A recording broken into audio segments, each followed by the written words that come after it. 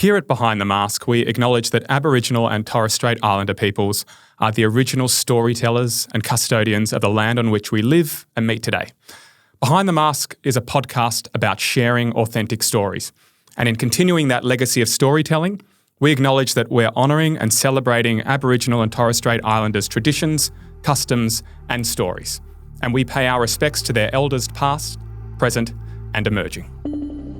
There were days and times where I did not get out of pajamas. I didn't go outside to get any fresh air for days on end. I had lost my desire to exercise. I'd lost this will to connect with friends and family. Do anything good, you've got to have an element of risk. And I think it's balancing that out. It's calculated risk is probably the way to think about it. People are a lot bolder than me. I'm pretty conservative, I think, but I don't know. I think if you risk nothing by staying in something that you don't love, that's not a great risk to take.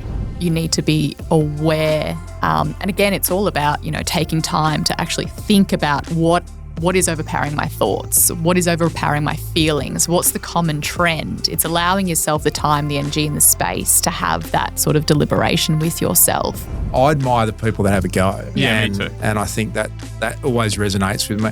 I think you succeed by having a go.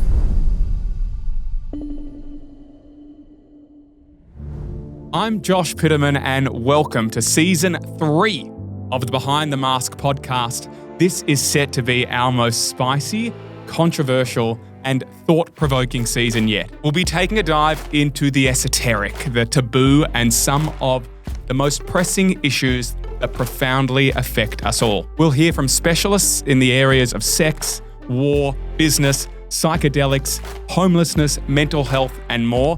And as always, they'll open up with their heart stories as well as the tools and wisdoms they've used to find healing, inspiration, meaning and purpose in life. Get ready to be inspired once again by the depths of the human experience. It's time to go behind the mask.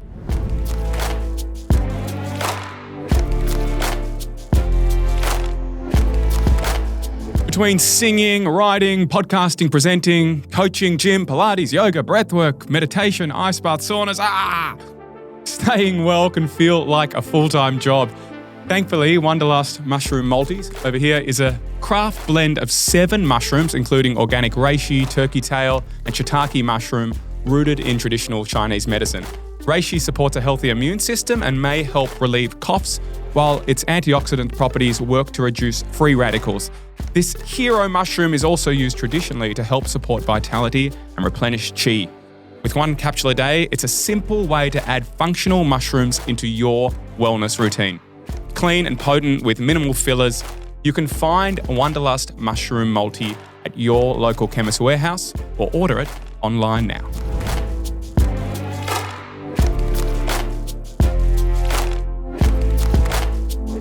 Pablo Picasso, the great artist, once said, "The meaning of life is to find your gift. The purpose of life is to give it away." I love that quote. However, for a lot of people, whether it's due to opportunities, socioeconomic factors, family or financial reasons, their own conditioning, or fears and self-limiting beliefs, they don't follow a path of purpose. They don't find that true gift, and they stay on the treadmill of life, dealing with the daily grind, often quite unhappily. Today, I'm joined by 2 people who have bucked the trend. They have certainly let go of stability, of safety, of security when it comes to finances, when it comes to career, and followed what truly lights them up, that spark of bliss in their hearts, their sole purpose. I'm joined today in the Roland Media Studio by founder of EQ Wellness, Mia Kremer, and founder of Alexa Collective and the host of the Empowering Leaders podcast, Luke Darcy, to go behind the mask of passion and purpose. Welcome to the Behind the Mask podcast, guys. Thanks, Josh. Thanks. So good to have you on. Good to see you, mate. We're going to dive straight in. Describe yourselves in 5 words or less. And if you say, "My name is Luke Darcy," you're out. You're done. Yeah, that was my answer, so I better change that. Describe yourself in 5 words or less. I've got empathetic. Yep. caring, inquisitive, spontaneous. That's probably all that I can muster up. Is risk taker a word? Yeah, I think that's the spontaneity. Yeah, right. But yeah, risk taker. Yeah, I guess me so. knowing you to a degree. Yeah. Luke? Well, my mum, it's not 5 words, lover of family is more than 5 words. Passionate, determined, occasionally fiery, work in progress. More than 5 words, Josh. But they're good. They're very, very good. Risk taker. That's something you need when you're pursuing something new is the ability to take risks, is to move out of safety. In pursuing your new work, which is PQ Wellbeing, which is a leader collective, and this has been new for both of you guys. You know, this is the last 18 months or so of your life. How long has the leader been going? A bit longer than that. It's we're into our 11th year actually, but for you to be full time in it, that's a couple of months. Yeah. So that's new. How much is risk taking a part of that? I always think, if I jump in, me and my beautiful wife Beck, as one of her favourite sayings, risk nothing, risk everything. And risk nothing, risk everything. Risk nothing, you risk everything. Yep. And I subscribe to that. I think if you can stay in your own lane and be safe all your life, but everything's inherently risky when you think about it. To actually get out and cross the road, stats will tell you that that's a chance that you've got to take some risk. To swim in the ocean, there's some risk. Do anything good, you've got to have an element of risk. And I think it's balancing that out. It's calculated risk is probably the way I think about it. People are a lot bolder than me. I'm pretty conservative, I think, but I don't know. I think if you risk nothing by staying in something that you don't love, that's not a great risk to take. And you know, in turn, then that's a risk to other facets of your being, your existence, your happiness, potentially your relationships. And you know, I like what you said about calculated risk. And for me, it's similar. It's informed risk. You know, we're not crazy. We're not silly. We're not stupid. Although sometimes I do feel like I am. But it's knowing what the worst case scenario is and preparing for that at the outset. So when the worst case does happen, you're already halfway there to fighting or to countering it. Purpose. I think it's a word that gets used a lot. It's like, but I want to know what purpose means to both of you, because I think we need to, if we're going to have a conversation about following that purpose, a deeper purpose, that deeper calling, we have to have on our round table a sort of common definition. So let's establish that. What is purpose to you guys? I mean, purpose for me isn't a stagnant concept. I think that, you know, this is something that we've spoken about a little bit, Josh, but as we go through different stages of life and as we go through different stages of, again, existence and, you know, community and connection and belonging, will inevitably, you know, fall into different purposes. And I think that, you know, for us, purpose can be an evolving concept. You know, for me, one day, my purpose could be being a really, really great mother and caregiver. And tomorrow it could be, you know, being a business owner and, you know, pioneering the charge when hopefully in Melbourne it comes to wellbeing. And then on the third day, you know, working in a corporate world. At the end of the day, it all comes back to, what are my values? What am I truly passionate about? And who am I as a person? And purpose can be evolving and iterating constantly. As in the vehicles for expressing purpose can change. Yeah. But is there something behind all of that you go, that is the seed of that's the origin of it? And then it's spawned out into many things. For many years, I thought that my purpose was to sing in musicals. And then, you know, to realize that has a timeline on it and that I can't be defined by that being my only purpose. Then you go into the sort of, you take off a few layers and go, you know, actually, you know, my purpose might be to tell stories. Absolutely. My purpose might be to heal or open up bigger conversations or whatever it is. Do you feel like there's something that you can go beyond corporate, beyond family, beyond well-being? There's this like seed of something that you have to bring into everything? I think like, you know, the underlying theme in like all the things I just mentioned before is helping people. Caring. Is caring. And I probably didn't realise that and appreciate it until very recently, but I realised that's actually the common denominator in in the lives, I guess, that I've led to date. Yeah. And hopefully will continue to lead. Yeah, you're a carer. Yeah. You like to help people. Yeah. That's beautiful. Thus? Yeah, I think it's probably saying this idea of contributing to something greater than yourself. Mm. And whenever I've got into that mode where I'm doing that really because selfishly I can earn money doing that, or I can live a relaxed life. If I don't feel like it's contributing to something bigger than just me, and you can do that, family, and sometimes you need to do that. That's why you're doing that, to support your family and to give your kids a greater life and to support your partner. But I don't like hanging in that space for too long where you feel like you're not doing something just bigger than you. Yeah. So it's this inherent link between purpose and service that it comes from you, but it's not about you. Either way I use just contribution. Your contribution. That's a great probably word. the way I think about it more than service, but it's sort of that idea that you're doing something that has a positive effect, not just for you. Yeah. And that can on someone else, and that can just be with the people you're around, the people you work with, the idea of what we're trying to do, with a leader is connect people for greater outcomes, inspire connections, create this sort of world of collaboration is a bigger purpose. But then you do that with your own team and your own family, and not always well. but that, I think I'm always motivated by that. And I get stuck if it's not something it'd be great. Probably leaving media was a bit of that. In the end, it was great fun. You get paid well, sitting in a commentary box with your mates. But, I did it for a long while and I was looking for something else. Mm. So it's like there's some of it that comes from you, but it's just not about you. It's something bigger than you, so. The impact that you can have. And on I others. wanted to do those things from a young age. I was desperate to play sport for a living. Lucky enough to do that. Had this, and from a young age, as soon as I started playing footy, I wanted to call the game. So I had these ideas and aims. So you wanted to do commentary, but that from was the day I started. Really? Yeah, my dad commentated AFL football. I used to sit in the back of the commentary box as a kid, and bizarrely, when I was playing, I used to call the game in my own head, which was mildly disturbing me. And occasionally the words would come out, and I'd be calling, and I literally have done that at an opponent, and they're looking, going, "What are you doing? What is wrong with you, mate? That is mental." But I'd make coffees for guys that, worked in media when I was 17 or 18. I'd go and sit in studios like this and just try and be around those people to try and do that. But I never felt like that was the thing I was going to do forever. So lucky to do it, but I was always looking for the next chapter as well.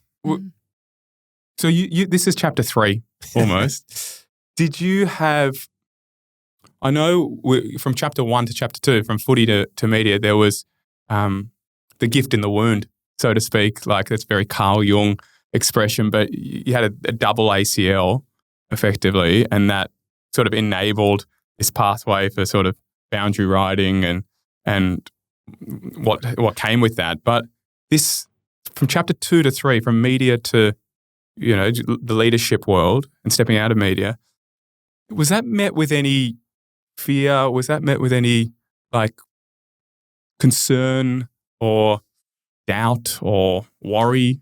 From me or from other people? From you? Me, I've been that transition, planning it and thinking about it and sampling a range of other things. So I'm a serial investor in things, and not always successfully, but looking for the one that was going to be the next chapter and take the bulk of your time. And there's a few things that I like to do, but I'm never someone who's sat in industry and not done other things as well, trying to find those other passions at the same time when I was playing and when I was doing the media. And the leader world's just been the thing that really, right at the moment, is giving the greatest amount of joy, and nice to be able to dedicate the time to it. So what is it about enabling leaders to collaborate, and they're worldwide leaders in arts and sport, various industries, to come together in this? It sort of feels almost think tanky in its way, the way that you're bringing so many different people that would never normally be able to come together. You bring them into a space together. What is it about that lights you up? Well, it's how I connected to Mia in the first place. And, I just think there's so many people doing fantastic things. Mia's story is a great story. It could have gone and been. Can't wait to. Don't want to steal your story here, Mia, but I was going to do my vision of telling you. But, you sit in a law firm and be incredibly successful and as a mum, and I love people who take that courageous step and say, I want to do something that is inherently a bit more challenging, probably, and just see people around the world. There are great people doing great things, and don't think those stories get told widely enough. We often get the negative examples of what's happening, and so this sort of organically grew out of wanting teachers to connect and collaborate better, and this joy when you sit down and you connect 5 or 6 people who maybe didn't know each other, maybe didn't have a history before, and you see the greater good that comes when people look out for each other and share, and whether that's just some moral support or an opportunity to create something together. There's no negative outcomes when you bring good people together, and I think that's what's really fulfilling.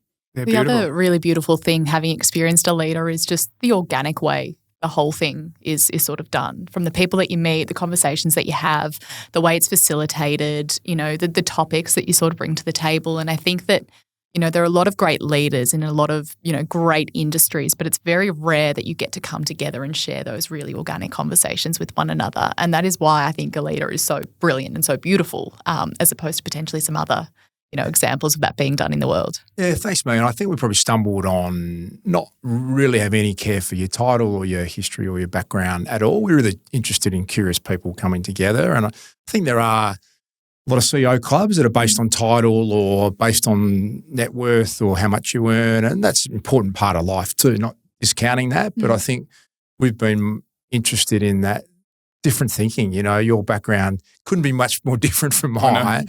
But I love that idea of us sitting around the table and you learn from different people. And when people sign up to learn, I think really, and connect with each other and support each other, you're building a sort of community of pretty interesting people. Yeah, I had a sort of bonus episode of this podcast with Luke Beveridge and Tam Hyatt from the Whitten Oval, and I mean obviously Luke's involved, but Tam was really excited to get involved too, and I'm sort of talking about the cross-section of people that are joining her group. And I think the excitement is in the diversity of it, of really breaking down boundaries of who you normally speak to, what's in your sphere, and moving into all sorts of other spheres, and the growth and learning that comes from being curious for that. You got to be really careful bumping into me. It's like I'm selling Amway here.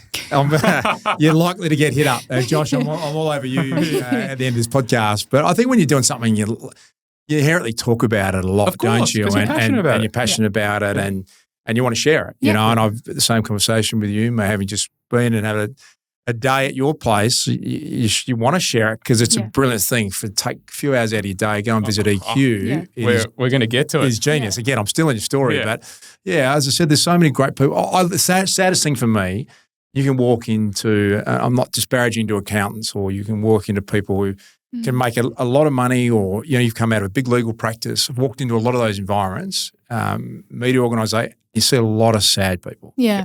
Who are sitting at a desk, and you can tell they can't wait till the clock finishes to get home and do whatever it is that fills them up. It's a long life doing that, and I've always never wanted to be that. That's what I was sort of referring to at the top, this sort of treadmill, this grind, this rat race that so many people are on. I want to get to that and expand on that. But before we do, Mia, your story is sort of unconventional. Yeah. And I love hearing it myself, but it's because I know it. But our listeners, I think there's going to be actually a lot of listeners who will really empathize with your story. Can you share how you actually arrived at becoming a lawyer? Yeah. And your journey to even become an Australian? How many hours do you have? Because it's a long story. Well, the truncated version. Yeah. But so share. Back to the very, very beginning. Both my parents are first generation migrants. They left former Yugoslavia during the Civil War in the early 90s, and they started a life here in Australia. Mum was actually studying to be a lawyer. She had one exam left, and then the war broke out and they had to flee.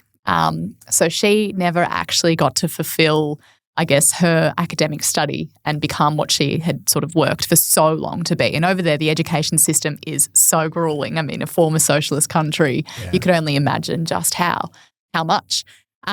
Then Mum and Dad built a life here, and my sister and I never wanted for anything. We worked really hard, and that was really ingrained in us. And then there was this sort of expectation that I would not follow in my mum's footsteps, but be the similar sort of academic, studious person. And it was really funny because my sister and I, we were 14 months apart, so not very sort of different in terms of age, and yet was such different people fundamentally and on such different sort of trajectories when it came to our passion, purpose and career.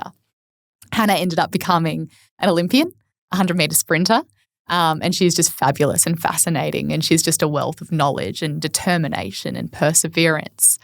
Then I went off and I actually started studying law at the time because I felt this deep want and desire to help people.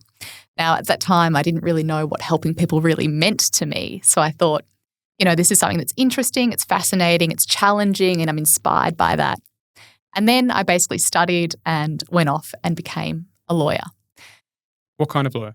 So I actually started, initially I was working in property and commercial litigation. So I had a bit of front end and back end experience. And then I realised that I was really enjoying the back end litigation part of law because it was thrilling. It was exciting. I loved working to deadlines. I loved the pressure and the feeling of success. But I also loved the whole idea of working collaboratively with other people to achieve an outcome. Then I continued that sort of pathway, and it was actually during COVID that I was in a really intense period of work, and I was in 2 back-to-back trials that year. One went for like nearly 9 months every single day, and the other one was about 3 months. And there were days and times where I did not get out of pajamas. I didn't go outside to get any fresh air for days on end. I had lost my desire to exercise. I'd lost this will to connect with friends and family.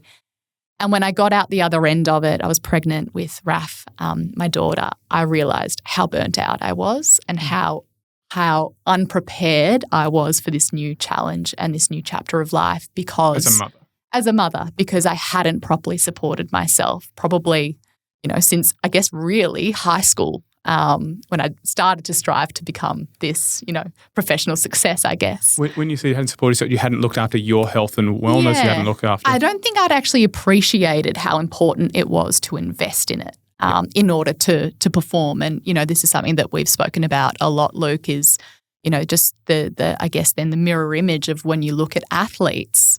And for them, performance is very much grounded in the preparation and the health and the well-being. And the performance part is really only 5 recovery. 5% of what they do. And so for me, that was a massive sort of reflection point where I was like, I'm expecting myself to perform day on day, but I'm not protecting myself from what happens if I don't. Hey, what did burnout look like for you? For me, it was... Because a lot of people are experiencing it and have no idea that that's what they're actually experiencing. For me, it was this pervasive sense of dread and doom. I'd wake up every day and I would honestly panic about the thought of going to work. Now that day didn't pose any sort of, unrealistic challenge for me. It was just the dread. I started disconnecting from friends and family. I stopped doing the things that made me me. I stopped being social, which for me is a massive alarm bell because I love my friends and my family. That's what it felt like for me. And I started then to question what my career really looked like and what I really wanted to give myself to full time. So that was my experience. And between having that question, did you acknowledge your burnout then or were you just going, I'm feeling shit?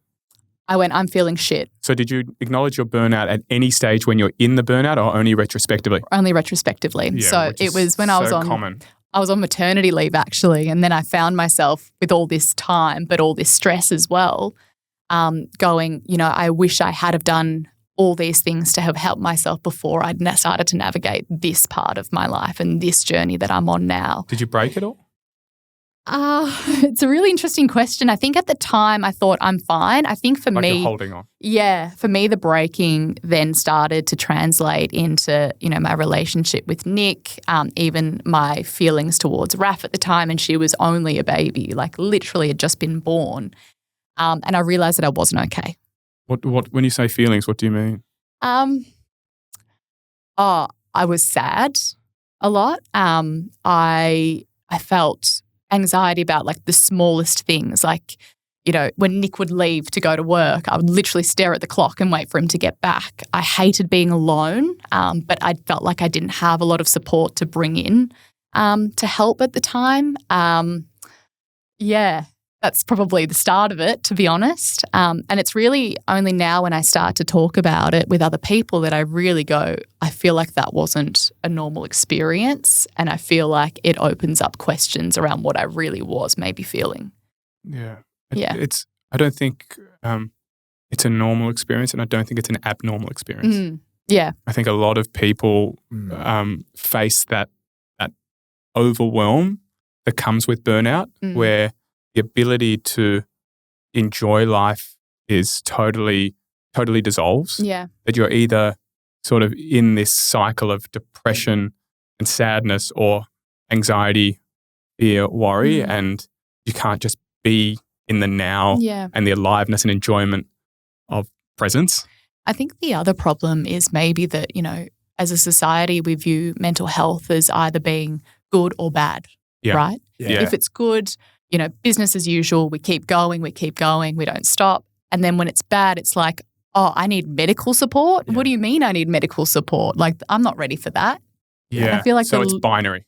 Totally. Rather than a spectrum. Yeah. Yeah. I think that's a really good goal. Incredibly reluctant to talk about motherhood because it's far from my expertise, but watching Beck with our 4 kids and you just see the Western system is so, you're working full-time as a lawyer, you have a baby that's newborn, it's in the COVID period, you're home within 2 days, you're on your own, you've got no external support effectively at all. And you think, if you go back thousands of years, how sophisticated we were looking after young mothers, and we come from our place in Bali, which is the Ayurvedic tradition. They have got this months and months long around the mum getting massaged for weeks and weeks. And literally, if they're able to breastfeed, that's sorted out. And the village literally takes, so the mum sleeps perfectly for the first. There's no postnatal depression in that world for thousands of years. You're talking about a village because it takes a village. Yeah. Literally. But I remember going home with Sam, our oldest was 2 days old, and we're looking at each other going, What now? What the hell? I remember walking the pram down one of those cobblestones. I thought I'd given him brain damage because it was shaking around. You got no idea. You're not equipped. You haven't learned how to do this, and yet suddenly you don't sleep for months, and you're just like, there's no surprise that's. And you add COVID to it, and so there's sort of disconnect from everyone and everything that could support you. Yeah. And so, I'm just not surprised you felt that overwhelm of. Yeah. Like loneliness? I think, was there that in it? Oh, absolutely. And, I think that the other thing that I sort of grapple with is that, society, I guess, is trying to teach us that we can do it all. We should be able to, and there's this great empowerment around that. And I think that's really brilliant. But then with that, I think comes really unrealistic expectations, because as I've learned, unfortunately, if you're fully pursuing something with all of your effort and all of your energy, then something else, unfortunately, has to give. And that's the problem that I have with a lot of this. Yeah, women, in particular in relation to women, like women can do it all and be it all, and you can be the professional, high income earning mum, and you can also have a family, and then you can also have a really great relationship and hobbies and friends and all the rest of it. And unfortunately, I think that's totally unsustainable. Mia, thank you for sharing your story. That's all right. We talked a bit, mentioned your chapters, Luke, and 2 to 3 seems like quite a seamless one that you set up for. But, shifting and changing chapters, and we'll get to moving into EQ with you in a second, Mia, but from number 1 to number 2, from footy into media, that couldn't have been easy, having those 2 ACLs and having to say goodbye to football. What was that like? I know that you were in it, you were boundary riding, and that things were moving into that space for you, but what was that actually like for you at that I just time? have that perspective that, I always thought even when you're injured playing sport for a living, you're getting paid extraordinarily well. I always felt like my worst day was potentially someone's best day.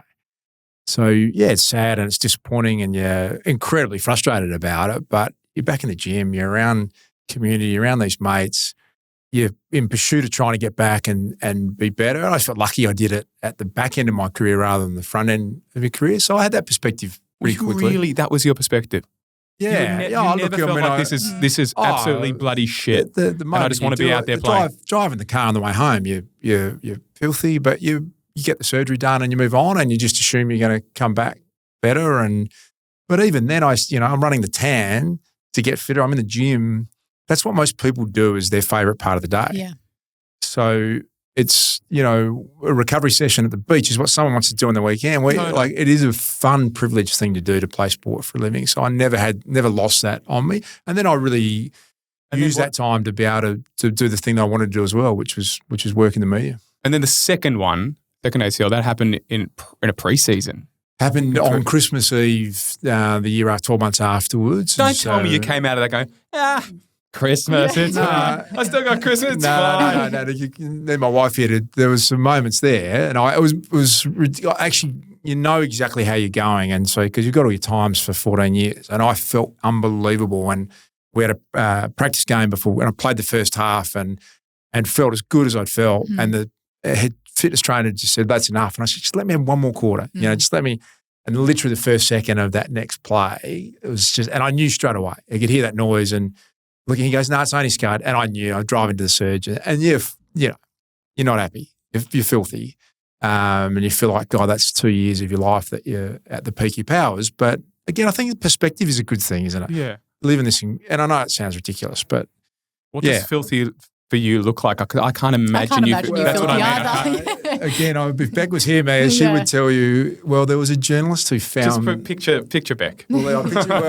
I know it happened because we were actually renovating a house in South, and a journalist had been at training, knew where our rental house was, and pressed the buzzer on the door, and I'm limping in with an ACL about to go to see the surgeon, and our dog, Beck was pregnant, our dog ran out near the King's Way. This particular journalist was filming me sort of hobbling after our dog. He saw a version of filthy. Gave him some feedback around my thoughts on whether that was appropriate or not. But yeah. We can beep out expletives here. Braden's very good in the middle. I can name names too if you want me to. Name him. I want to. Who was it? He got the rounds of the kitchen. I won't do it to him now, but he got the rounds of the kitchen a few times. But yeah, I think when you're competitive and you want to be your best, you're allowed to go. People know me. Will know I can go right off. Yeah. And not a great part of it, but that's actually quite handy when you're playing AFL footy. Being competitive and being aggressive helps. Not so handy when you're a parent. So yeah, there's context to that as well. When you do go off, because I go off at times too, do you catch yourself afterwards and just go, oh God, I just track that, or are you a double down? But it depends on on the footy field and you're combative against someone, no second thought about that at all. Yeah. That's the game. And you bump into those people afterwards and you realise they're the people you'd be best mates with if you played it. Oh, I've had those moments where you've screamed off your head at one of the kids. You've lost your cool. They're regretful moments. But a great mate of mine, I used to say, this parenting regrets. Go, geez, that was bad. And a great friend of mine who's a father of five, you just say, you know what? The fact you're there and you care puts you in the top 1%. Exactly. You've got to let go of that. That's just not someone, we're not saying that's great, but it happens. Yeah. And that's okay. Yeah.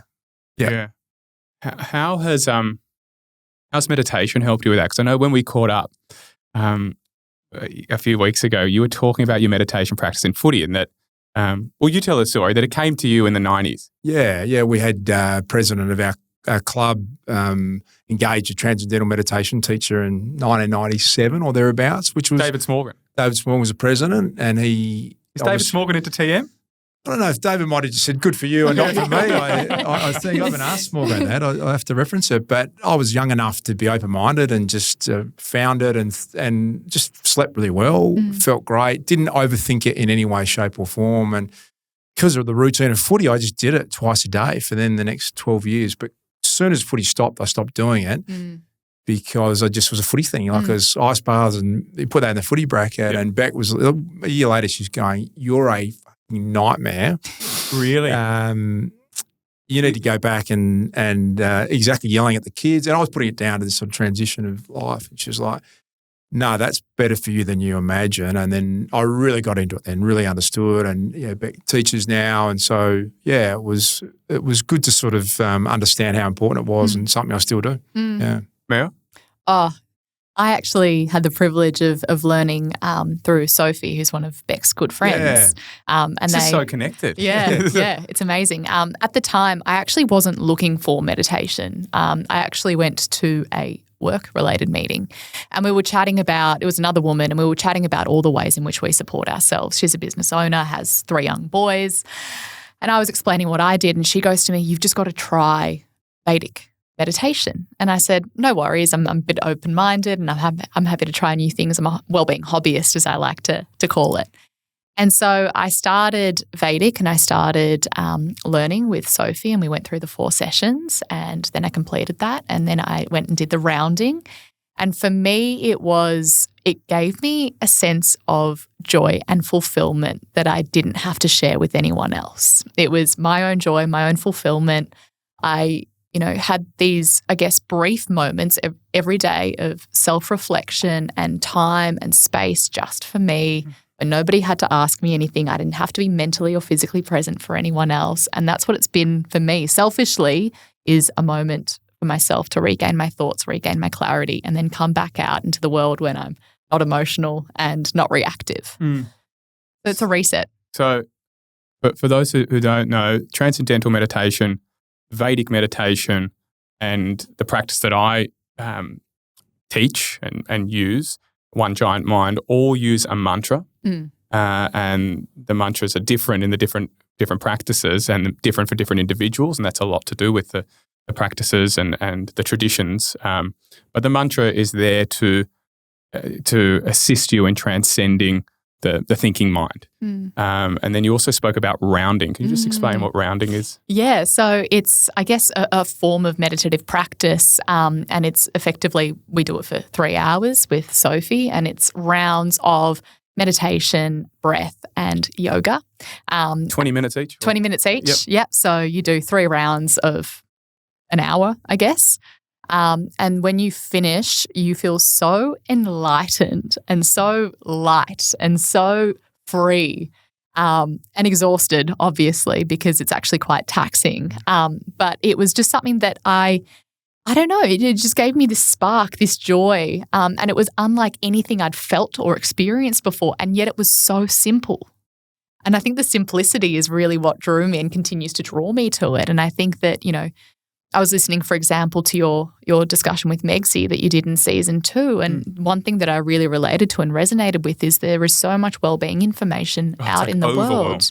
Yeah. But Vedic for me is this, evidence-based, very sort of cultural practice that is really just grounded in the basics. 5,000 years old, and it's worked for millions of people for 5 millennia. It continues to work.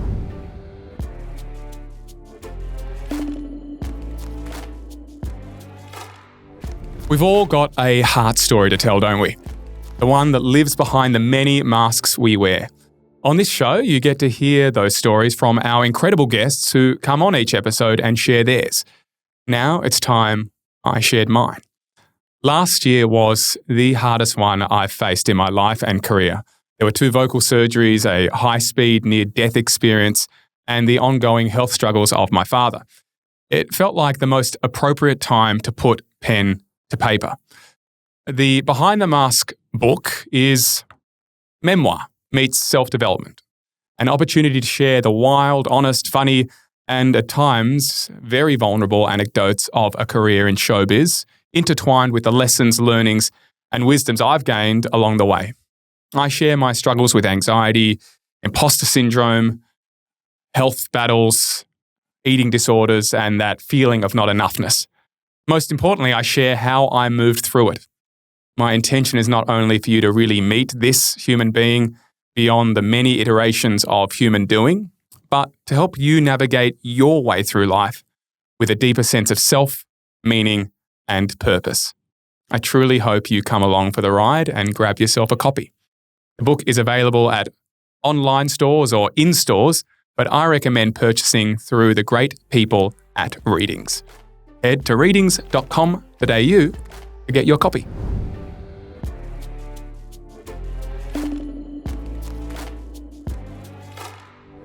Just harking back to your story, you're burnt out. Yeah.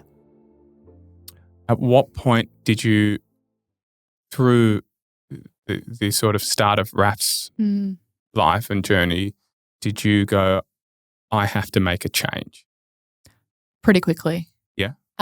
Did Nick, your partner, for those who don't, Nick, Mia's partner, and I have known each other for almost 30 years. We went to high school together. Yeah. So we know each other very, very well. It's all, again, very connected. Yeah. So I only have friends. I only have friends on the show. Yeah.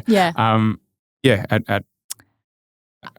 So I remember there was a point of time, and Raf maybe was 2 or 3 months old, and Nick actually pulled me aside and he was like, I don't think you're okay. He genuinely, he said those words, I don't think you're okay. And that was really jarring for me because I was like, I actually don't remember. I think that I just went quiet and then I went away and thought about it. And I realized the thing for me that I was lacking was purpose and community. And then I actually formed a really great friendship with a girl through Mother's group, and we actually would wag Mother's group. And we'd go off with our babies and we'd go to Domain Road, Gilson, and have a wine and connect to each other instead of going to Mother's group. And for me, I actually feel like that was probably what started my, I guess, healing, was this connection with another person. Wine at the Gilson. A wine at the Gilson. That was a vehicle for the connection, not the connection piece. But yeah, we just started catching up frequently. I started doing things that I loved. I started exercising again. I actually started selfishly carving out time every single day that was just for me, where I'd go for a walk for 20 minutes and leave my phone at home and Nick would be at home. So I think the underlying thing is that I had really great support. And again, it's not lost on me how invaluable and important that support is. And I know that there are so many people out there that don't get it, but for me, it was the support and understanding that really catalyzed the need to change something in terms of my habits and my own health and well-being, and then forced me to go inwards. As you step inwards, what came up for you? Felt like was Vedic meditation a part of that self-inquiry? Vedic actually came after. Right. Vedic I didn't start until, I'd say it was about 2 years ago or 18 months ago now. So it actually came later in the piece and probably at a stage where I was probably more ready to start adopting it and really habitualizing it. For me, going inwards, it was again sort of thinking about what I was passionate about and what I really wanted to devote my energy and my time to and what I thought I was good at as well. And consecutively realizing that my legal career wasn't giving me the same passion and the same drive and the same excitement to get up every single day to do the thing because I didn't really love it. The things that I loved about it were the connection and the teamwork and the collaboration and the community. I wasn't passionate about substantive law. Like that wasn't what got me out of bed every day. And then, again, I just realized that there are so many of us out in this world that struggle with the day-to-day, that struggle to know where to turn to for support, that struggle to know what our wellbeing journey looks like and where we should go because there's such an abundance of information. And that's where I really wanted to be the difference, was empowering people to start thinking about themselves first in order to help themselves. How interesting that your own personal journey of having to go inward, of having to look at your wellness and your health routines actually became the seed to creating a business that enables others to do that, to do the same. Yeah. It was like, when did it come to you? Like, was it a wine at Gilson that you went, oh my God, this is what I have to create? Like what was that sort of light bulb moment for you? It actually wasn't as sexy or even as exciting as that. It never is. I mean, you can say it is on a podcast, but it never is. And I'm happy to tell the story. I don't know if anyone's going to get any enjoyment out of it. But what was happening at the same time was my husband, Nick, is a property developer. He was developing a building in South Melbourne. And at the time, they were looking at the amenity within that building and they wanted to allocate the level that EQ is on now to effectively a day spa that was going to be owned, operated and managed by another group. And I was having this experience at the same time. Raph was only 2 months old, I think. And I was like, I just feel like there is such a beautiful, brilliant way to purposefully use this space to fulfill a corporate, at the time, need. And actually help people in the corporate world with a wellbeing experience and a wellbeing journey. That's actually how it started, was looking at the opportunity that the geographical location of a building posed to a pressing need in the corporate worworld. And the space is brilliant. Space is stunning. So well done, and encourage everyone to go and spend a couple of hours. It's brilliant. We don't do it enough, and lucky enough to go there recently. It's sensational. And I went not long after it opened. Yeah. And it's great because you're taking on a journey, which I really love. Of it started off with some film and storytelling and hearing some people's inspiring stories and seeing those stories come to life, and that just sort of brings you into the space that you're here to be inspired on your own journey and your own health and wellness journey. And then stepping into that sound room, I was speaking to someone about it today, knowing that you're coming on and just going, that sound room is just amazing, followed by some breath work. Guided breath work was awesome. Yeah, right. Yeah. And then, and we know how popular breath work's become, and then into the contrast therapy, hot and cold. It's a great journey. And I think more people, and I love that you've gone down the corporate angle with it, because whether it's once a month or once every 3 months or whatever, just to go, hey, let's just check into yourself, so that, check into your being and nourish your being so that you can nourish everyone with what you do. And what we all do, we wait until we're really sick, and then that's what we're talking about, this spectrum get to the end and you go, I wish I had to put some more time in to go and preventative. Go and do something like that once a month and look after yourself. And a lot of you pick up those habits. There's an app for everything these days, and maybe you do spend the money to go once a month to EQ and look after yourself. It's in the end, you got nothing if you haven't got health. And so It's a great space. It's been really interesting for me to see that 360 sort of journey for a lot of people that come and see us. And I think about one girl who's been visiting frequently. She's a paramedic. She had a very sort of traumatic experience at work, and she came to EQ off the back of, I think an totally unrelated visit. I think it might have been with girlfriends or something. And now she comes back once a month to do the 3-hour journey, but then also has adopted a lot of these practices in her day-to-day life. And now she's transitioning actually to going back home. Now, I'm not saying that EQ's done all the work, but I think that once you're shown and educated enough on the value of some of these practices that are so accessible, the power's incredible. So it's just taking the time. I think because we often, as you sort of awaken to your more spiritual self or your more soulful self, once you open that door and step in and have a look, you can never unsee what that part of yourself looks like, or what consciousness looks like, or what the world beyond the limited confines that you were seeing it before looked like. You can't unsee what you see now. And then you want to step in more and learn more about it. Or even with your own health. If you haven't actually experienced what it feels like to feel, a lot of people haven't actually got to the point where they're feeling okay for a day, and then you're just constantly feeling that way because you're drinking or you're not exercising. And so you don't have a day like that. Then you get to feel what it feels like to feel good, and that's what it can be like most of the time. Yeah.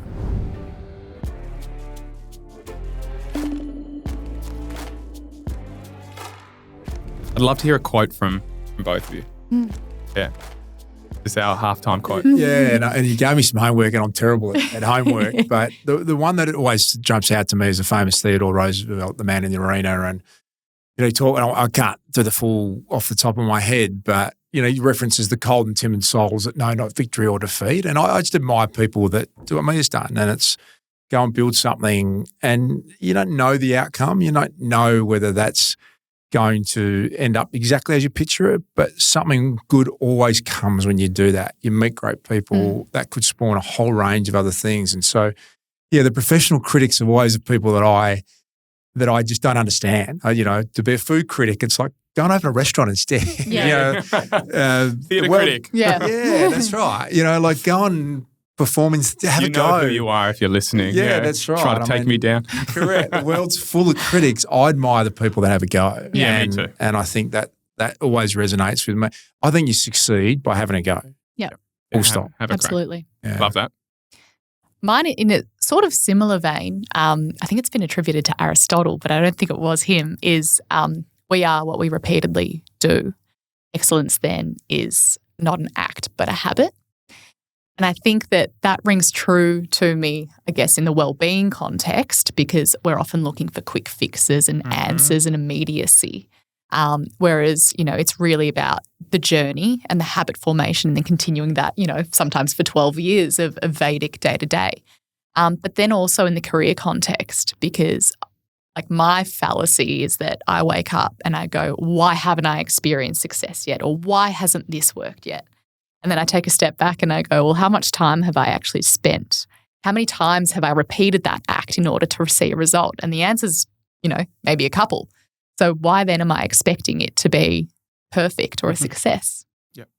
Talk about a lot with some of my clients, the idea of practicing the practice of practicing. Mm-hmm.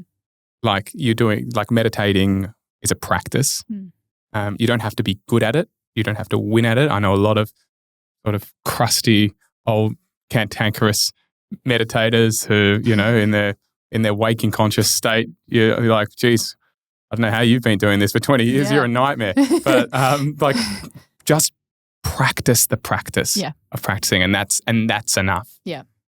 So I like that because that builds great habits. Yeah. I've got one that will feed into the next part of the conversation, which is I said a Carl Jung one before with your both of you.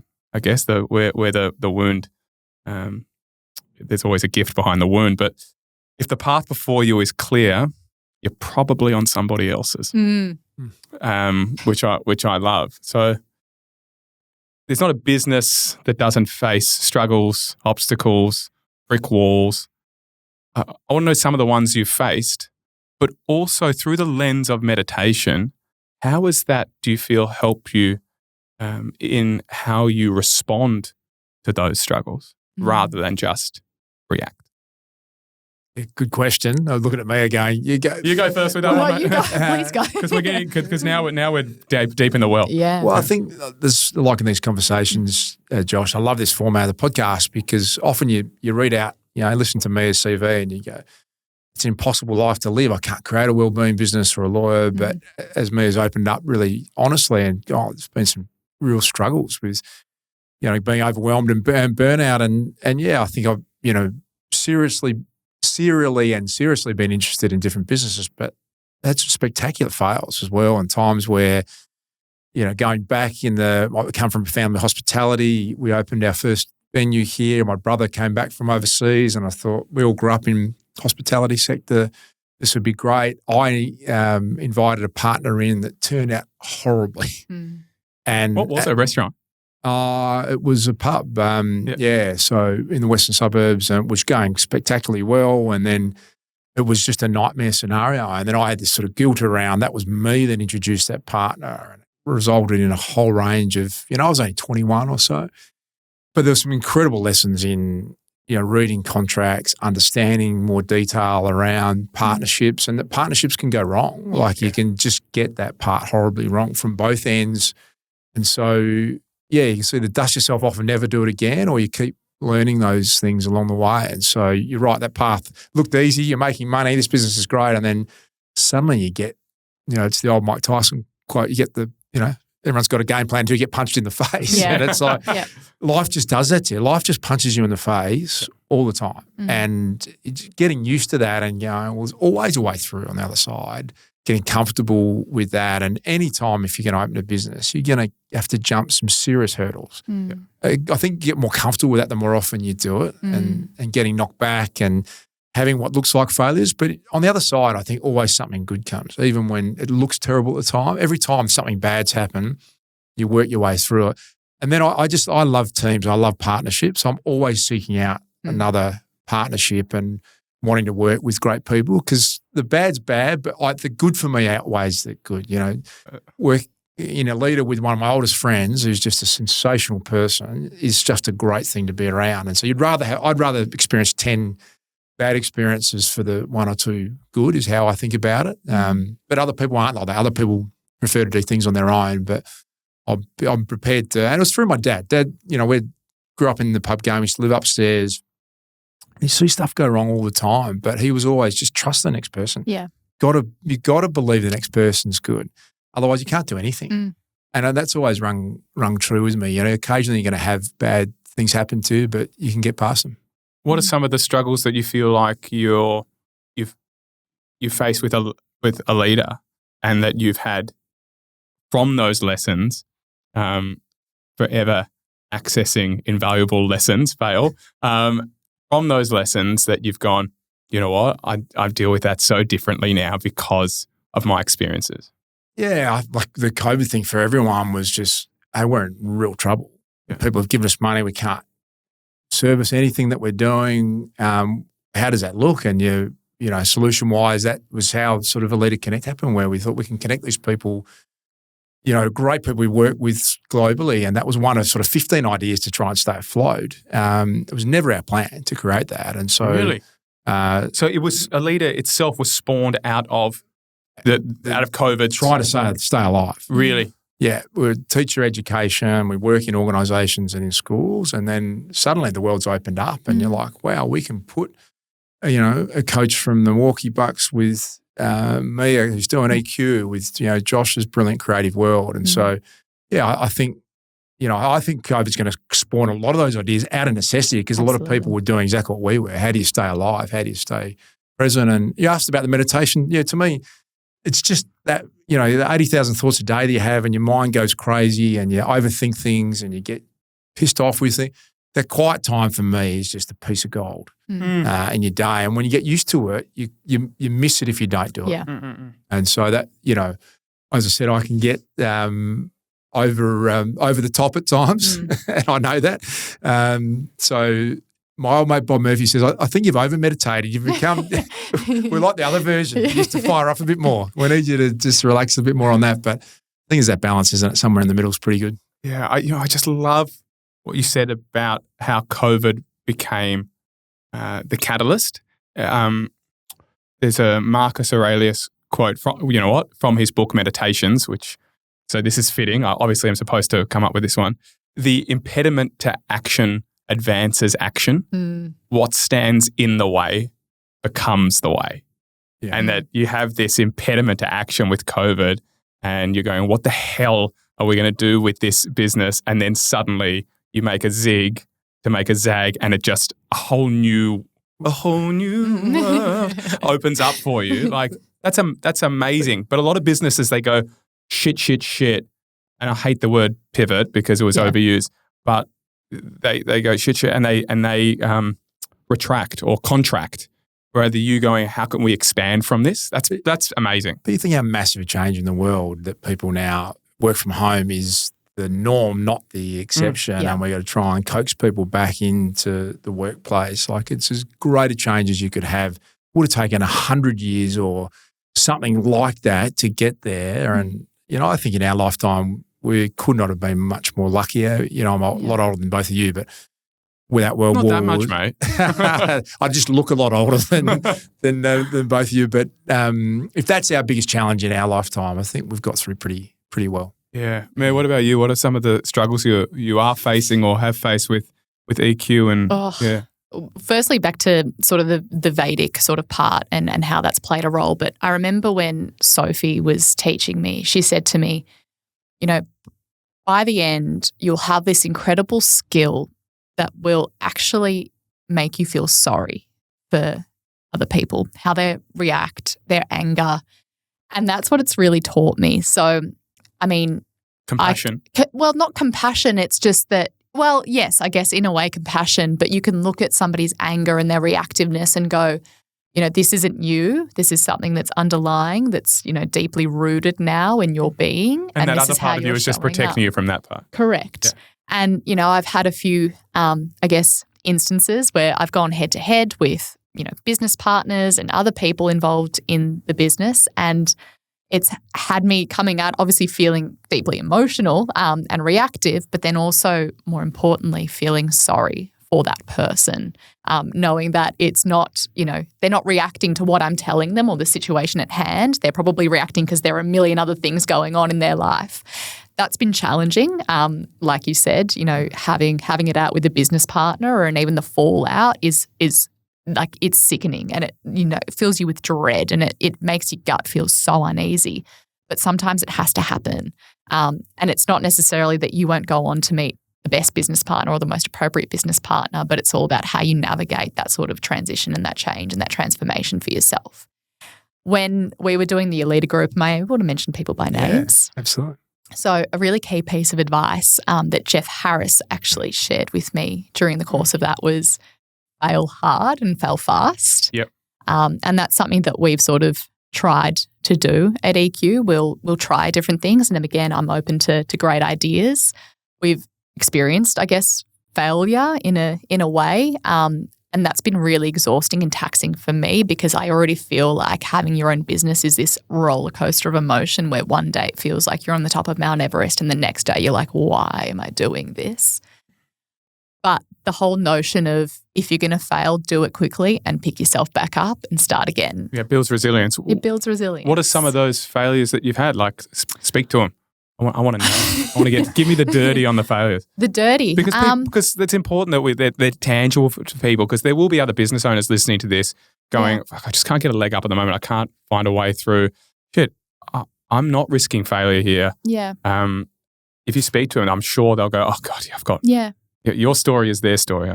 Like, people that you hire and invest time and resources and energy in, products that you launch and spend time on and resources, building up and then realizing they're not going to work. So you feel like you're admitting failure and having to start all over again. That's probably been the two major ones for us. Being for us, I mean, we are a small business. It's not without its day-to-day challenges. We are constantly under pressure of, are we going to be able to pay rent this month? Can we pay staff? Am I going to be able to pay myself? Probably not. That's the roller coaster for us. That's not to say things aren't going well, but it's just the constant looming sort of thought at the back of your mind that sort of keeps you on this wave of the experience. It's about that freedom. You don't have to turn up at a law firm and have.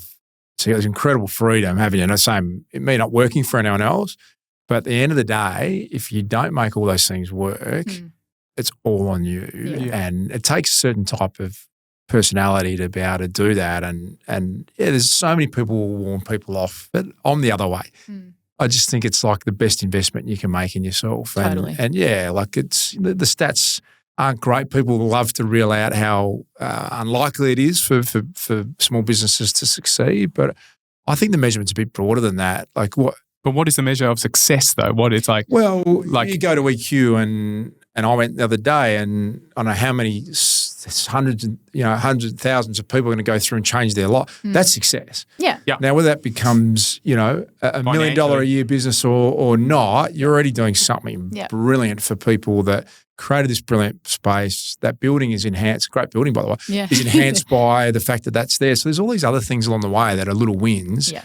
For us in Alita, wherever it ends up, the people that get together every month around the globe to support it, that is a massive, massive success. To create something that didn't exist before, now we've got ambitions to expand that, and we've got people in the US and the UK. Every time you do that, you're a chance to not work. But if your motivation's right and you think you've got an idea of doing it for a good reason, I'm like, why would you not have a go at doing that? Yeah. And I think it speaks to the path too.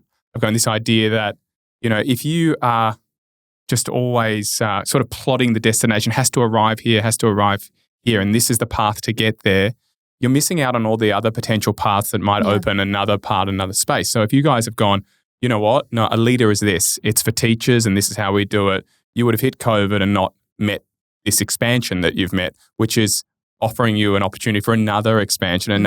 Who knows where it goes, but it's this having no lids or limits on it that I think is really exciting. That's the freedom of having your own business, which you don't have when you're going, I'm working in media or whatever. Yeah. And I know that I read a quote that you said, which was about leaving the media. It was about having that freedom. Yeah. Obviously, there's the thing about Sam and Sam's career and wanting to give Sam the space to just be in football without you in football as well, which I think is just really noble and beautiful as a as a father and as a human. I just think it's just a beautiful decision to make from that perspective. But the freedom part, I think there's really something in that. Even though it's scary, even though it requires lots of courage, even though there's these undulations, that freedom is, I don't know, I feel like there's something in that. And I think people, once you start working for yourself, I think a lot of people find it really hard to go back. And I think it's going to be really hard to go back and do anything else again because of that. I think the ability to carve out your own freedom is so important. One thing that, I'm super passionate about, Luke, and I'm sure you'd probably feel the same, is, we have these moments of reflection at EQ where we're like, what's not going great? And that's all we talk about. That's all we talk about for a full meeting, a week, a month. But we don't actually stop to reflect on all the things that are going beautifully and brilliantly. You don't stop to celebrate your achievements nearly as much as you stop to ponder your failures, right? Is that something that you need to change? Possibly, yeah. I'd say so. But it's also, I guess, the first question that you often get asked as well when you own a business is, what have you, not to knock you, Josh, but the first question is, well, what have some of the challenges been? And, I think that most business owners will share in similar challenges, but we rarely celebrate the successes with one another. Well, it's it's definitely one of the questions. Yeah, we're just not there. We're not there. Sorry. the original, the founder of Leader is my great friend Matt Wadowitz, and the genius behind it is Matt. I'm lucky enough to be part of it, and in every one of our meetings, everyone has to start with something to celebrate. So it's the first thing we do. You whip around the room, and it's a great thing because you just suddenly, it might be, had a great day with Raph. It doesn't have to be something achievement in the business, but it just gets you engaged in a way. And I really like it. I really think it just, because they're always there, is that you have all these great wins. For a lot of the time, then something bad happens and you all feel really terrible about it. But you've got to build that muscle of being like, celebrate the good stuff. There's plenty. And that was something in footy. Like, you weren't allowed to celebrate until you won a premiership. So those of us that played for 14 years and didn't win, it's a pretty sad existence if you can't. Luke Beveridge changed that with just, if you win a game, you should celebrate. That's the whole point. You've got to take the time to enjoy the things that are going well. Yeah. I chatted to a footy player recently about the idea of purpose. And the purpose can often be for a footy player to win a premiership. Yeah. Like that's what they sort of see as purpose. A great poet that I love, Michael Mead, says that purpose isn't an objective aim or outside goal waiting to arrive. It's not there. It lives inside of us. The way you've sort of talked about it, and it's there to help others on and positively impact others. So if your purpose is purely to win a premiership, then it becomes very conditional. Yeah. Then your success and your joy and your aliveness, your positivity is so conditional. And it's so hard to bloody win one. But if your purpose can be to bring joy or to bring others into the game or to celebrate others or to connect people, then you can be doing that in every moment, every game, and you're feeling purposeful even if you don't happen to win a premiership. Having said that, I think you're more chance of winning one if you do, sort of strive to those behaviours. Mia, I know you're a little spiritual warrior. I want to know, as business owners, and you might speak to this, Luke, because I think you're probably more of a spiritual warrior than you give yourself credit for. You're just there with a nice blazer on, just like how much does intuition play a part in your decision making of just that gut feeling, that knowing beyond knowing, and how much do you lean into that? A lot. Yeah, massively. Yeah, massively. Yeah, absolutely. I think the people I speak to on the podcast, that would be one of the most common things.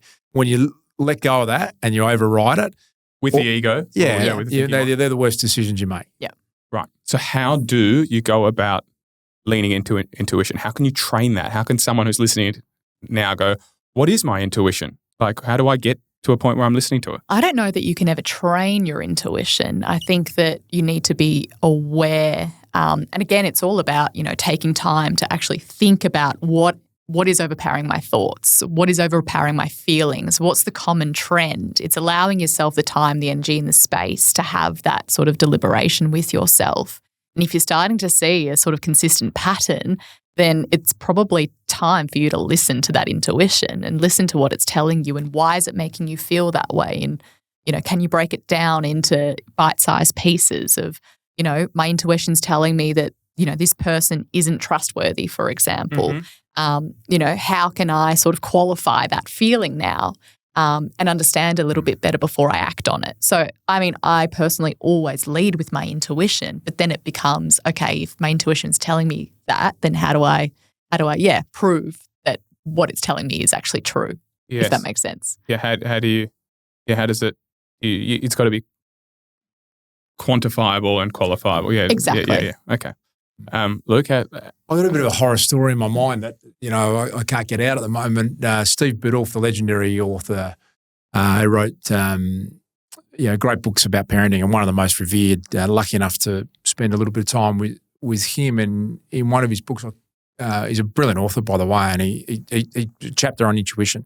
And he tells this tragic and extraordinary story in Tasmania where a lady was in a car park and she was about to get in her car, and in the mirror she saw a guy in the back of the car park coming towards the car, sort of running. And part of your brain's going, "Oh, that person need help. Can I turn around?" And she's just intuition just overrode, and she went, closed the door, locked the door, got out of the car park, and drove home. And she didn't think about it again until over dinner. And then the news came on, and that person went and murdered someone directly in that car park. And so, and I may have quite not got the detail of the story right, but I think, how do you train intuition? I think we train ourselves not to listen to it. Yeah. And so, Western society is very cerebral. Yeah. And loves to not listen to it. So, has meditation helped you? Do you feel like there's moments in meditation when something arises in that silence, where the quietening of the thinking mind and the technique we all use is transcending that thinking mind? And I just have so many moments where some creative idea arises or some very important thing that's been sitting in me that I haven't touched for a long time arises, and for whatever reason. But it's a lot of it is intuitive stuff arising. Does it come for you in your meditation? For me, my intuition's always there, and I feel like I'm always feeling intuitive things. But then what's more interesting for me is then the translation of my intuition into an idea while I'm meditating. Right. And I will have like a light bulb moment and I'll go, it makes sense. I get it now. And it might be something very, very rudimentary. It might be something quite large, and then I go off and I actually action that. But I think my intuition's always there. It's neither heightened nor suppressed during meditation, but meditation gives me this opportunity to actually think more deeply on that intuition. Yeah. Look, what's the time in your life when you're going, I felt that, and I went with it, and bang, that bloody worked, and I loved it? Oh, probably all the good things. Yeah, I think all the times that you've been able to sit with something and I've always been able to see it, like literally see it, and you go, oh, that's how it's going to play out. I can visualize it. Yeah. From footy, and still use that practice around what you want to create. And then the reverse is when you go, oh, I really want that to work out, and I hope it works out. And if this and this happens, that'll be good. And you go ahead and do it. Yeah. Always fails. Yeah. So, I think it's the times where you just go, that's great, and it's clear, and you go through it. And, they're the good moments. So you were definitely seeing, you were commentating on the footy field, so you were definitely seeing yourself in media. One of my great mates who I played with, he's like, mate, you've had this crystal ball since you're 18. Like you were talking when we were 18 about the house you were going to live in, and probably visualising Beck, like it was, he's like, mate, what is with that? Maybe that's I did a podcast with Steve Hooker, the pole vault gold medalist, who's first time I could relate to this blessing and this curse. And he was like, he could see in detail every second of him getting over that 6 metre bar. And he can see into the future what his next business venture is going to look like, and see in real detail, and his mind goes there all the time. And I do that way too much. And it's blessing and a curse because it's like every house we live in, like I know the house we're going to live in 5 years. I can picture it because we're going to scale down. I can exactly picture it. But it's ridiculous. Why don't I worry about it in 5 years' time? Yeah. But it's a blessing too because when you go to want to buy it, you'll know exactly what that is. And so, but yeah, there's a sort of gift around, I live in the present a bit more as well. But what you're talking about is also manifestation. That's like not intentionally. Not intentionally. No, you might not, and I wasn't doing it intentionally either. I talk about in the book I wrote because I only realised it retrospectively. But when I was playing under 10s at Glen Iris footy, I was doing this thing in the backyard that a lot of kids do, or in the hallway with a balloon, and I was taking the mark and lining up for goal behind after the siren goes to win the game, and it's grand final. And it's on my boot, and I'm gonna do it. I'm gonna be the one that does this for the team. And it's so much bloody ego in it for a 9-year-old. But not long after that, it happened. It wasn't the grand final, but it was all on my boot after the sign. It sort of dawned on me retrospectively many years later that pretty much every role that I've played or anything that's ever happened in my life, good or bad, even sometimes when I've got sick or whatever, I've called that in, and I had an episode recently where we're talking about energy and what we're doing energetically in the world, and that it's sort of arrogant to think that our 5 sensory experience as human beings, sight, sound, touch, smell, taste, is the only thing that's going on.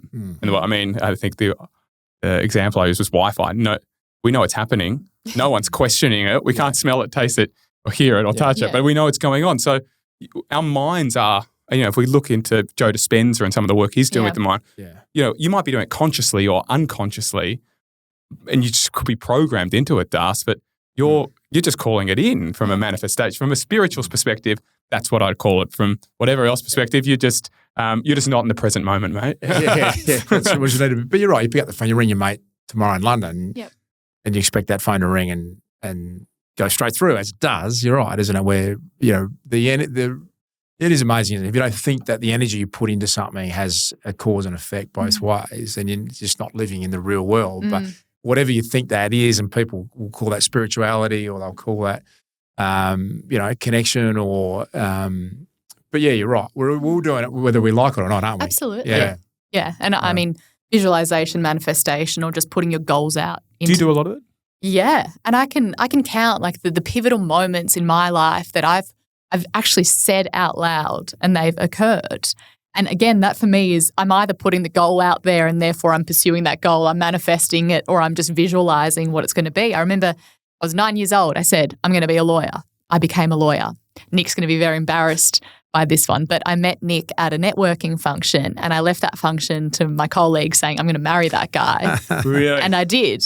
And, even we've just bought a new house, and when we actually moved out the house that we're currently in, we actually said we're going to buy that house one day. So what did we do? Lo and behold, we bought the house next that we're next in.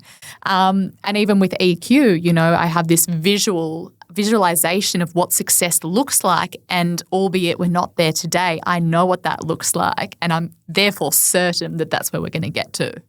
Yeah. Do you think that this is a trait, not just of A-type personalities, but of anyone who is having success, and I don't mean just purely financial success in business, that they have a capacity to see it before it arrives?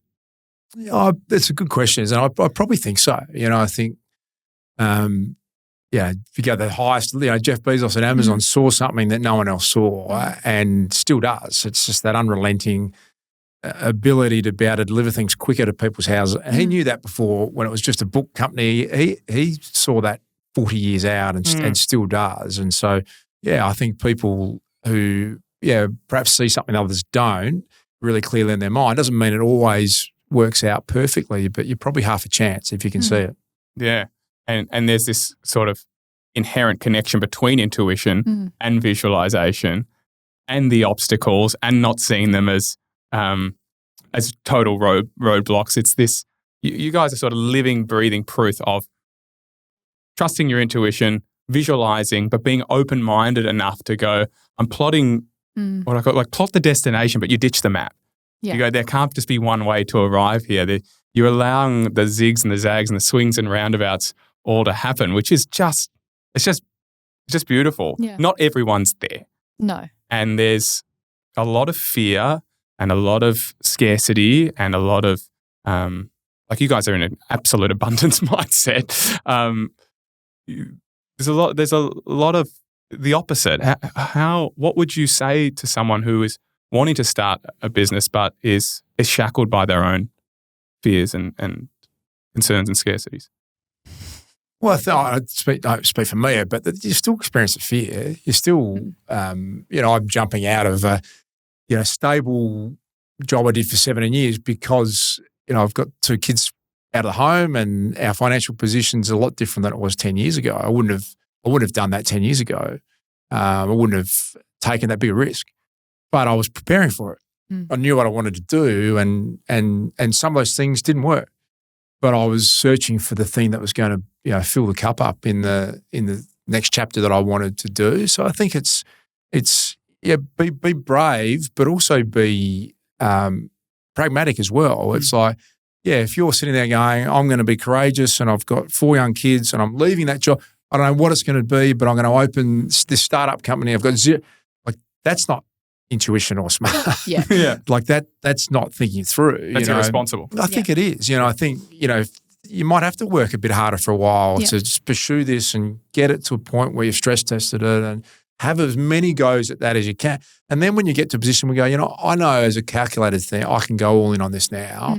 That's how I've always thought about it. I think if you had to risk the whole family's well-being on 5 of the crazy ideas that I had before, I'm not sure that would have been the way I would have succeeded. Yeah, I love that. Really educated risk because finance is a huge part of this. Massive. And anyone says it's not is probably either very comfortable or is in la la land. Yeah, I was going to say is silly. But I think that, the preparation and the support piece when you're starting this journey is the most important part of the whole journey because once you've qualified and you've understood that something is worth pursuing, well, you're already 90% of the way there. And then the other 10% is just execution. So for me, it's the planning, the preparation, do your numbers, surround yourself with people, if you can't do the numbers, that can do the numbers for you and who you trust. But at the end of the day, you've got to come back to, what about this sort of idea or business makes you content? How does it fit in with your values? Can you see yourself doing it in 5, 10, 20, 50 years' time? And if the answer is no, then, you probably need to sort of relook at why it is that you're going for it. And that's not to say that we can't have these, investments that aren't passion projects, but they need to fit into your core values somewhere, or they need to fit into one of the pillars of why you're doing it and why you're pursuing it. Because at the end of the day, it's not for the faint-hearted. It's taxing. It can be exhausting. It can be incredibly rewarding and fulfilling, but it's not easy. And the businesses that have succeeded, particularly off the back of COVID, are the ones that have done their due diligence, the ones that have refined, reiterated, pivoted, evolved constantly. And that's the reality of a business. I really value what you guys both said there because there's no madness in it. Yes, you've made courageous and brave choices, but you prioritize, a roof over your head and clothes on your back and putting food on the table and paying the bills and we're in a time at the moment where that's enough. Just being able to do that is enough for a lot of people. Like that's a struggle for a hell of a lot of people. But to know that you're planning for it, there's a pathway towards. It doesn't have to be now, and that you're visualizing something that might happen and eventuate in the future. But you're creating stability and safety for you and your family prior to then. I really like the balance of it. Not many people do it without an enormous amount of hours and effort. And I can see what Mia's doing. It's the hundreds of hours. And I did breakfast radio for 11 years. On the weekends, I went and called the footy. That put an enormous amount of Brett at home every weekend with 4 kids on a Friday. So she's an absolute legend. But that was our goal together. That was going to set up. At the same time, you're trying to run hospitality venues and a retreat in Bali and start a leader and do too much. Definitely take on too much, but it was with an end goal in mind. And as I said before, that some of that hasn't succeeded, but there was always a vision that you wanted to find something that you were, and you're lucky to have, if you've got a stable partner that says, hey, we're on board with this, then, but I don't think many people just, invent something and a day later it's this genius thing and they live happily ever after. I bet you most people, and I'm sure me is living that now, you can do 180 hours and feel like you haven't got anywhere, I'm sure, totally. when you own something yourself. Yeah. When it comes to purpose, what you guys seem really clear in what it is to you, but it's taken you time to arrive there. I don't think we're certainly not born knowing our purpose. We certainly, the education system's, not in the business of teaching you intrinsic purpose. What sort of advice would you give to someone who is wanting to work that out for themselves? Because I think once you do, the floodgates open to many, many opportunities where you might be able to share that purpose. You go first. Yeah, I'd say don't stop me. It would be don't stop. Don't stop chasing it, and it might change several times. But unless you're feeling like something's lighting you right up, I just keep pursuing it. And you might have to grind. Someone said the other day, like if 80% of your day you're grinding and 20% joy, that's probably pretty good. So even, I'm sure EQ, there's 100 tasks that are pretty mundane and boring, but the 20% is brilliant. So, but if you're doing something that's 98% grinding and makes you feel unhappy, then maybe you have to do it for a period of time, but keep searching for something that you love. Or if you have to do that, find the other thing that's out there. Maybe it's volunteering somewhere, or, I think people check out and go, that's as good as I can be. I'm an accountant and I hate it, but I've got to pay the bills. It's like, I can't imagine living like that. And I hope, the 4 kids we've got, I hope if they have to try 100 things, just keep trying until you find the thing that works for you. And I think that's a good life. Absolutely. And I think, you're right, Josh, the education system teaches us that we need to fit a certain mold and fit that mold forever. But the reality is we grow, we change, we evolve, who we are as people, our values, that's constantly iterating. And it's similar to my advice is just keep going. Don't ever stop. Keep understanding who you are as a person and where you want to be, and keep pursuing that feeling of, what fuels your happiness and your drive day to day. And if something doesn't meet your criteria that you've set for what makes you happy and content, then perhaps it's time to take a hard look at it. And I'm not telling every lawyer in Melbourne to leave the legal industry, but have a long, hard think about what it is that fuels your passion and your purpose every single day, and keep iterating until, you find that passion and purpose in whatever it is that you're doing. And it's the same of all facets of life. Wow. What a beautiful, powerful end to an incredible chat. Luke and Mia, thank you so much. I think you've offered up so much of yourselves and so many little nuggets of wisdom as well to help other people on their journey to exploring their passion and following a path of purpose. Thank you so much. Josh. Thanks for having us. Thanks, Luke. Good to see you. It was great.